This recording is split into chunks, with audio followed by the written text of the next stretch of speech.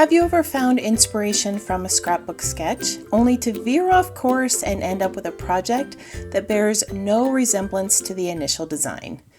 Hello everyone, Miss Carrie here. Today I'm going to share the beauty of my creative process and how it took some unexpected twists that led to this unique design. On my desk I have the March main kit from Hip Kit Club. This collection is packed full of lovely spring patterns, colors, and prints with a slight retro vibe. There is also an adorable set of tags that I'll be using on my scrapbook page today. In addition to the pattern papers, the kit includes puffy alpha stickers, epoxy heart stickers, cardstock ephemera, large chipboard titles, and color rub-ons. As always, I ask that you use your own supplies to create these projects, but if you wish to recreate this scrapbook layout, I have provided you with a supply list in the description below. I mentioned at the beginning of the video that I was inspired by the March challenge. Let me pop that right onto the screen. This is one of the sketches I designed for the Hip Kit Facebook group. Each month, we host 2 challenges that you can participate in and submit your projects for a chance to win a $25 voucher to the Hip Kit shop. In the description below, I'll add a link to the group so that you can join the fun. If you have watched any of my videos, you know that I like to challenge myself and find new ways to use scrapbook sketches. Today, I'm going to rotate the sketch and explain which elements are inspiring me. I really like the circle shape behind the photos, so I decided to cut a geometric overlay with my Cricut. This is one of the new cut files on the HipKit site. I trimmed a portion of this off so that I can lay the paper strips over here, just like the sketch.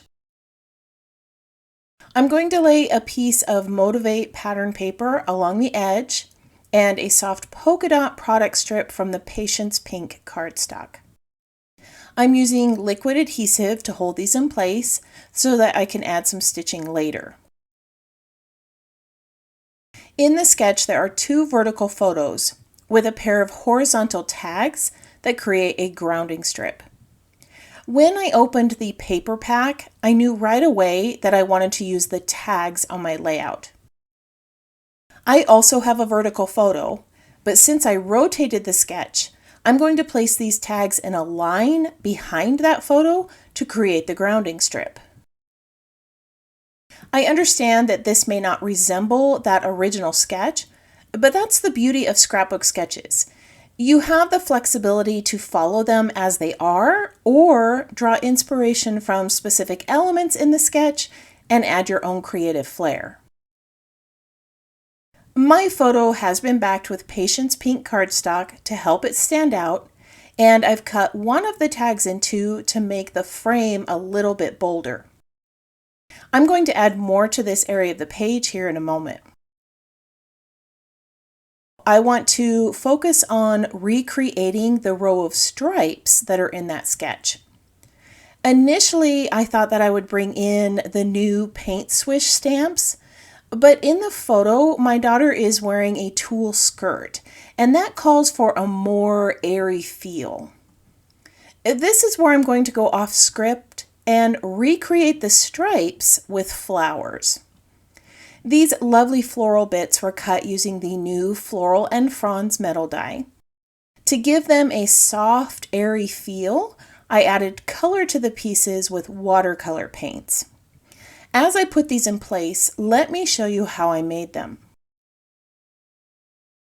Watercolors are one of my preferred mediums, and they were ideal for the project that I'm working on.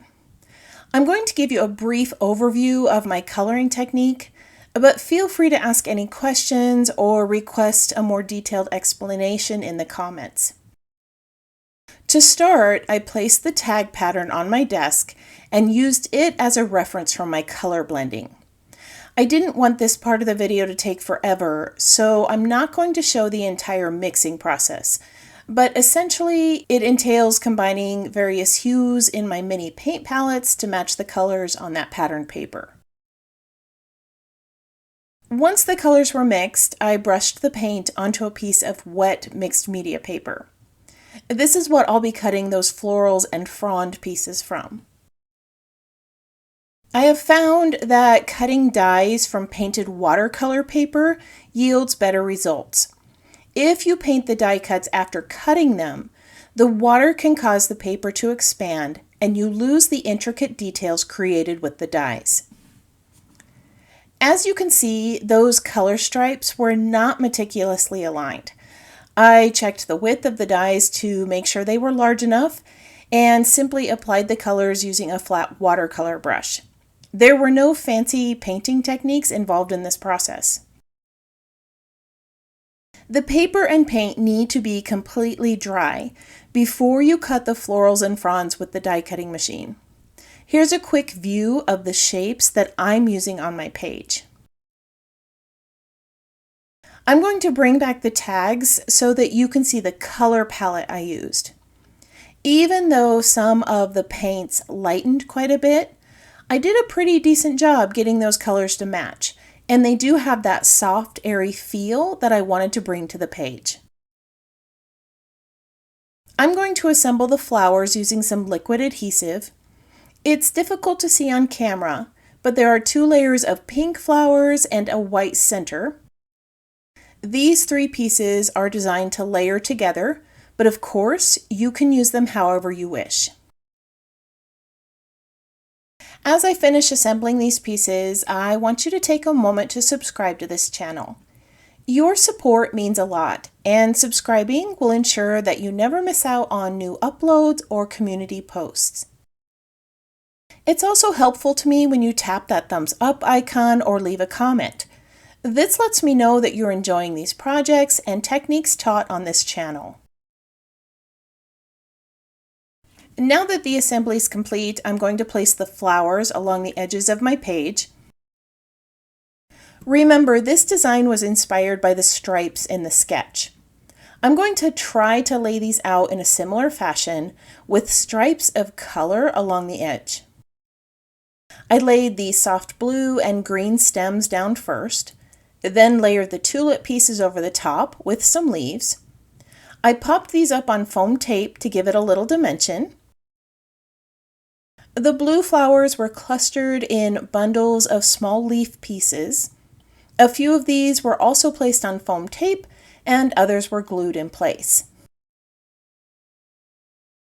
I went ahead and finished the flowers off camera and added some embroidery stitches to the left side of the layout and to the tag.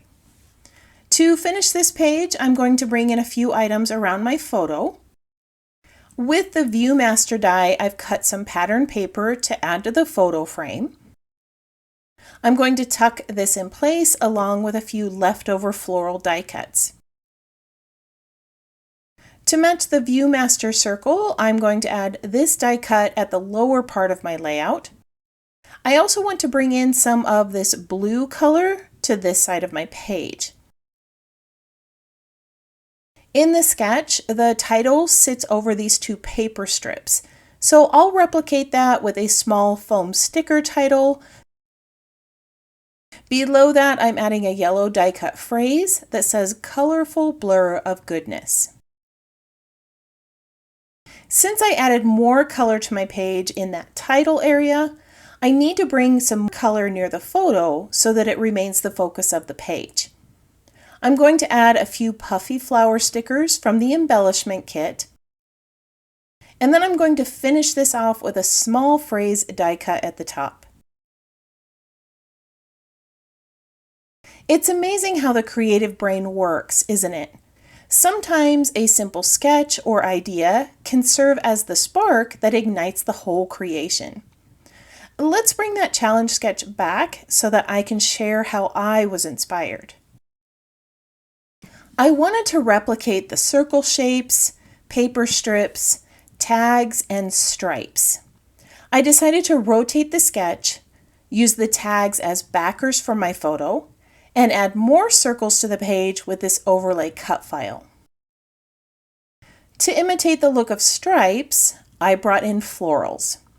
This is a unique approach that allowed me to give this page a soft, airy feel like the tulle skirt in the photo. I layered my title near the paper strips, added a circle near the photo, and finished it off with a tab at the top. Even if you veer off course from your original plan, the beauty of the creative process lies in the freedom to explore new possibilities. Today, I chose to embrace the unexpected and put my own twist on the Hip Kit Sketch Challenge. Next time you find yourself straying from a scrapbook sketch, remember that it's all part of the adventure towards something truly special and uniquely yours. For those who enjoy pinning photos to inspiration boards, I've added still shots to my website for you to use.